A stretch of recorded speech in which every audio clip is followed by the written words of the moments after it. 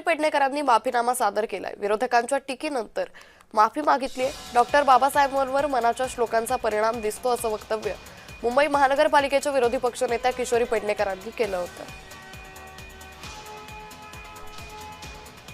बाबासाहेबांनी जेव्हा संविधान दिलं आणि बाबासाहेबांचं जर आपण संपूर्ण लहानपण पाहिलं गेलं तर मनाच्या श्लोकांचं बाबासाहेबांवर बऱ्यापैकी परिणाम दिसला आणि म्हणूनच शिक्षणाने आणि मन मजबूताने विचाराची पगडा तर बाबासाहेबांनी आपल्याला संविधान दिलं आणि बाबासाहेबांच्या संविधानामध्ये ज्याला खरं संविधान कळत असेल त्याला प्रत्येक ठिकाणी जरी वाक्यात हे नसली तरी त्या संविधानामध्ये चांगलं वर्तन करणारा नागरिक घडावा हेच दाखवतंय।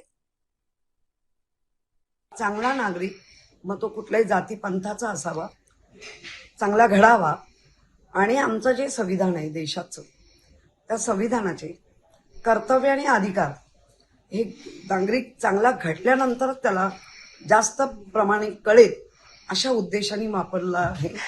पण तरी पण कोणाची मनं दुखली असेल तर मी माफी मागते। पुन्हा अशी जोडणी माझ्याकडनं